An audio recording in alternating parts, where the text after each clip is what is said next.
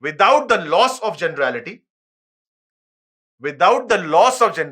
that means I'm not taking a special case to actually make my job easier.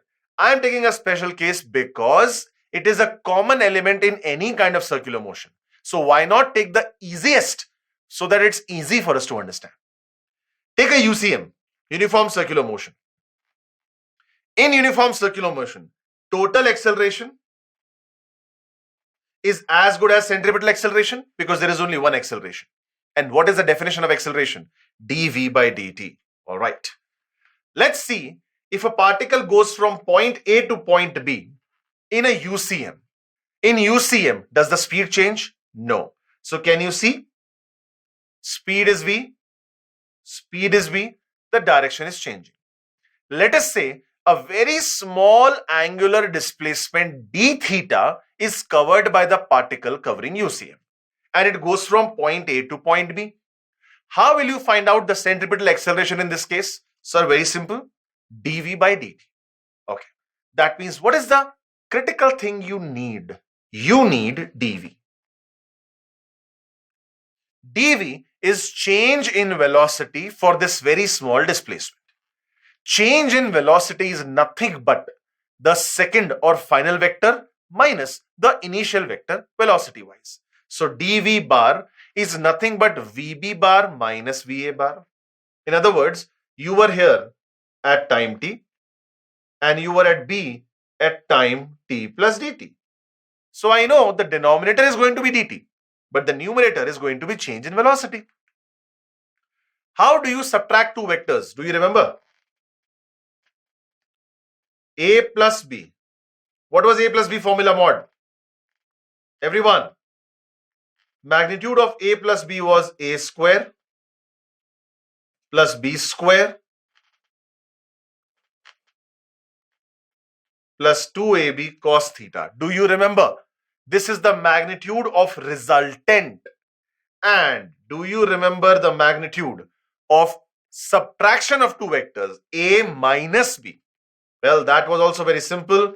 That was a square plus b square minus 2ab cos theta. Because subtraction is nothing but addition of the opposite.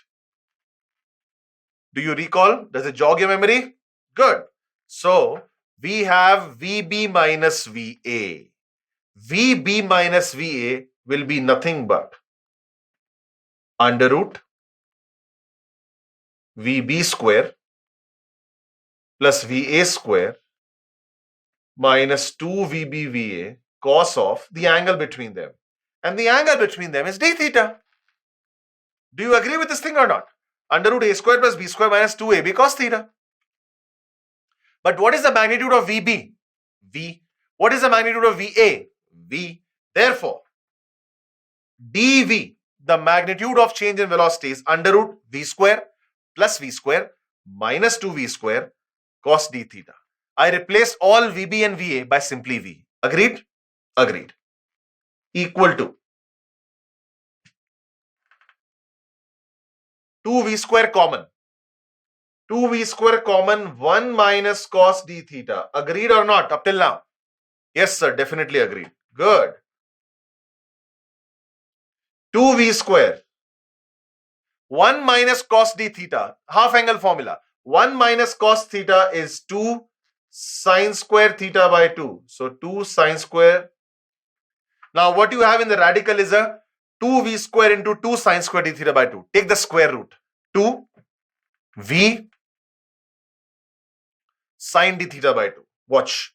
2 v sine d theta by 2. Do you agree with this thing? What have I used? I've used two formula, two concepts. Vector subtraction magnitude, and then I've used the half angle formula. Which formula I've used? 1 minus cos A is 2 sine square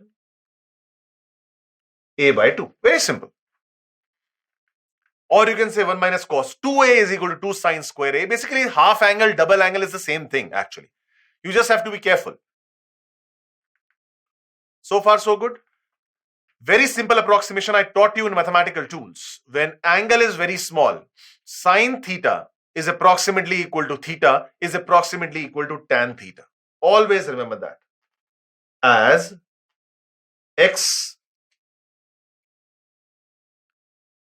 as x tends to 0, sin x is approximately equal to x is approximately equal to tan x. Of course, in radians. So, your sin d theta by 2 simply becomes what? D theta by 2. So, 2 and 2 now gets cancelled. Very nice. And what I have is dv equal to v d theta. Take your time. I'm giving you 30 seconds to check out what I've done up till now. See what I've done. Take it easy. Go step by step again. You have 30 seconds. First is magnitude of the subtraction. That is under root a square plus b square minus 2ab cos theta. There on your screen. Then I manipulated it. 2v square common, 1 minus cos d theta. I wrote it as 2 sin square d theta by 2. There you go. Then I took the square root. Then I did the approximation. So sine is away, d theta by 2. 2 and 2 gets cancelled, v d theta. What is the acceleration magnitude? dv by dt. Do I have dv now? Absolutely, sir. I have dv, v d theta by dt. And now, v is nice. But what is d theta by dt? Omega. Therefore, AC, the magnitude of centripetal acceleration, is v omega. For the first time, we have talked about the magnitude of centripetal acceleration. V omega. The story doesn't stop here. Let's go ahead. So far, so good.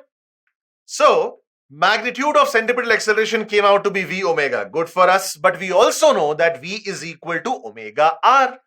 And if v is equal to omega r, either I can substitute v omega in two ways. Either I can substitute the value of omega as v by r, or I can substitute the value of v as omega r. I will get two more formats, and those formats are omega square r or r omega square or v square by r. This is apart from the third one.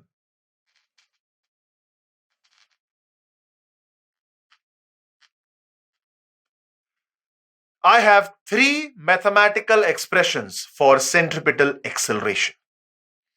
AC is omega square r, AC is v square by r, or AC is v omega. Mind you, we derived this using UCM doesn't mean that it's valid only in UCM. This is the expression for centripetal acceleration. And if you want something really fancy, AC bar is minus omega square r cap. Isn't it nice? So what have you just written? It's fancy. It is fancy, but it's very simple too. Minus nr cap. Why minus? Radially inwards, because radius vector points away from the center. So radially inwards towards center is minus r cap. That's all.